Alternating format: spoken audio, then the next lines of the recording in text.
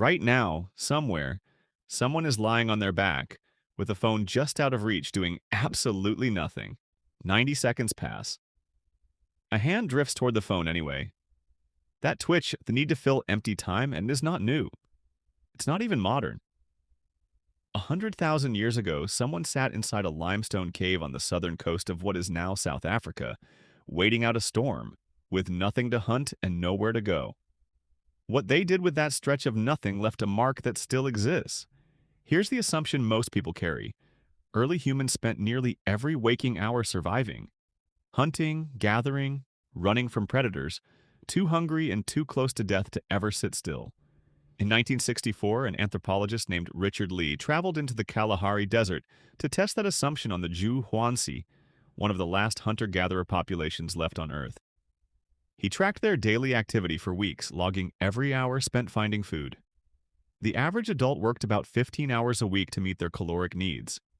Not 15 hours a day, 15 hours a week. A modern full-time employee works close to 3 times that. That single number rewrites the picture. Boredom wasn't a rare glitch in the ancient world. It may have been the raw material the human brain was built to solve. Segment 1 starts in 2002 when archaeologist Christopher Henshelwood was excavating Blombos Cave, a shelter facing the Indian Ocean about 300 kilometers east of Cape Town. His team dug through sediment layers dated to roughly 73,000 years ago and pulled out fragments of ochre, a soft, iron-rich stone, etched with deliberate lines. Not scrapes from tool use. Repeating diagonal strokes, cross-hatched into a grid, spaced with obvious intention.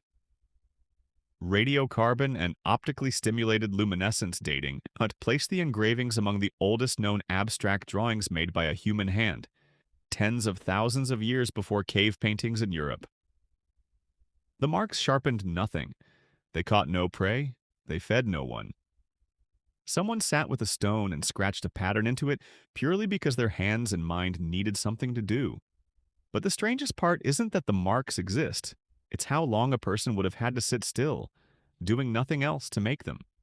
To carve that Blombos grid, a person needed a sharpened point, steady light, and roughly 20 uninterrupted minutes with nothing else competing for their attention. In a world where every minute might normally go toward food, shelter, or safety, 20 minutes of pure, non-productive focus is not trivial. It means the environment was, for that stretch, safe enough and slow enough to allow it. Boredom required a kind of peace first. That peace shows up again in an even smaller object. In 2004, an archaeologist named Marian van Haren examined a set of Nassarius shells recovered from Blombos Cave and from School Cave in present-day Israel. The shells were tiny, some barely a centimeter wide, and each one had a hole punched through it in the same spot, too consistent to be accidental. Wear patterns along the holes matched the rubbing of cord or sinew, as if the shells had been strung and worn against skin for months. Van Haren dated the school shells to around 100,000 years ago and the Blombos set to about 75,000 years ago, making them among the oldest known personal ornaments on Earth. A shell does nothing for survival. It does not cut, does not carry water, does not warm a body. Someone drilled a hole through dozens of them anyway, one at a time, then threaded them into a necklace or bracelet meant to be looked at.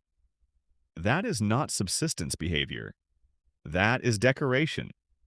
Time spent purely because it could be spent that way. But stringing beads is still, in a sense, productive. It produces an object. The next clue goes further, showing boredom pushing people towards something that produced nothing physical at all. In 2020, a research team led by archaeologist Bruce Hardy examined a stone tool from Abri du Maras, a rock shelter in southeastern France, under a microscope. Pressed into the surface of the stone was a fragment of fossilized cord. 3 strands of plant fiber, twisted together in a za-shaped spin, the same basic technique used in rope making today. The layer it came from dated to about 41,000 years ago, and the tool makers at that site were not modern humans. They were Neanderthals. Twisting fiber into cord requires tracking 3 strands at once, maintaining tension, and repeating a motor pattern hundreds of times in a row. A task with no immediate payoff until the very end. It is essentially fidgeting with a purpose that takes hours to reveal itself. For a species long caricatured as blunt and purely functional, spending idle hours twisting plant fiber into something with no immediate use looks less like survival instinct and more like a mind-killing time. Except the cord wasn't the strange part. What the cord implied about the Neanderthal mind was, a twisted cord is a small object. What it demands from a brain is not small. To make one, a Neanderthal had to hold an abstract sequence in mind. Over, under, twist, repeat, for the length of time it took to produce even a short strand. That kind of structured, repetitive, goal-delayed task is the same category of mental work modern researchers associate with planning and self-control. In 2018, a study led by archaeologist Marie Soresi at Leiden University examined Neanderthal-made bone tools called lissoirs, smoothed and polished from repeated patterned handling, dated to around 51,000 years ago at sites in southwestern France.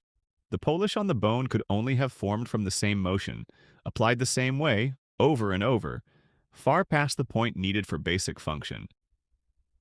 Whatever boredom is, it was not unique to our species.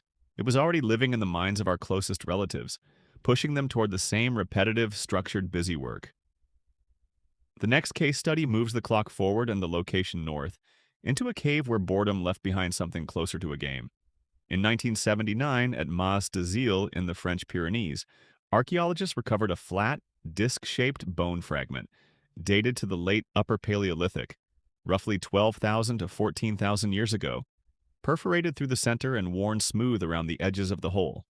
Researchers who studied similar Paleolithic buzz discs, a term used for these perforated bone or antler discs, found that when a cord is threaded through the hole and the disc is spun, then pulled taut, it whirs and spins rapidly on its own, purely from torsion in the twisted cord.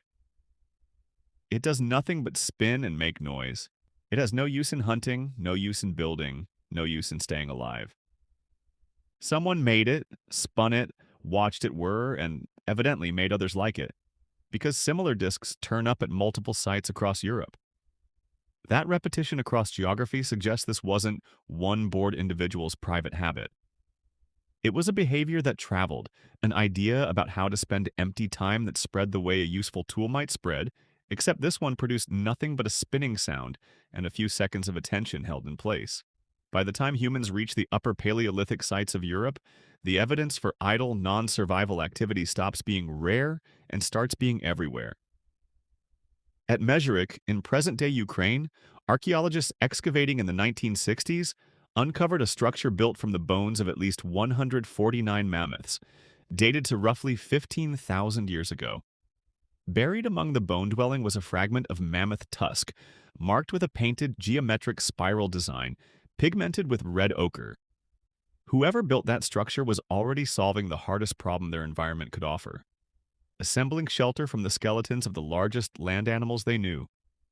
And in the middle of that labor, someone still stopped to paint a spiral onto a piece of tusk that held up nothing and warmed no one. The impulse toward decoration didn't wait for comfort. It sat right alongside survival, using whatever spare minutes survival left behind. Which raises the real question underneath all of it. Why would evolution allow a species scraping by on 15 hours of Kalahari-style labor a week to spend its remaining precious daylight scratching grids into stone, drilling shells, twisting cord for no purpose, and spinning bone discs that only make noise? A brain optimized purely for survival should idle in silence, conserving energy, waiting for the next threat. Instead, the human brain, and it turns out the Neanderthal brain beside it, treated unstructured time as something almost intolerable. Empty hours weren't rested through. They were filled deliberately with pattern, repetition, and ornament, as if the mind itself couldn't tolerate running on nothing. That restlessness never left. It's still sitting behind your own hand, reaching for a phone during 90 seconds of stillness. The impulse is not a modern flaw bolted onto an otherwise efficient machine. It's closer to the original setting. Somewhere in a cave 100,000 years ago, a person picked up a stone during a stretch of nothing and turned it into something. Not because survival demanded it, but because the mind demanded something. That same demand is still running, underneath every scroll, every doodle, every idle tap of a finger against a table. The oldest software humans ever had, still executing exactly as designed.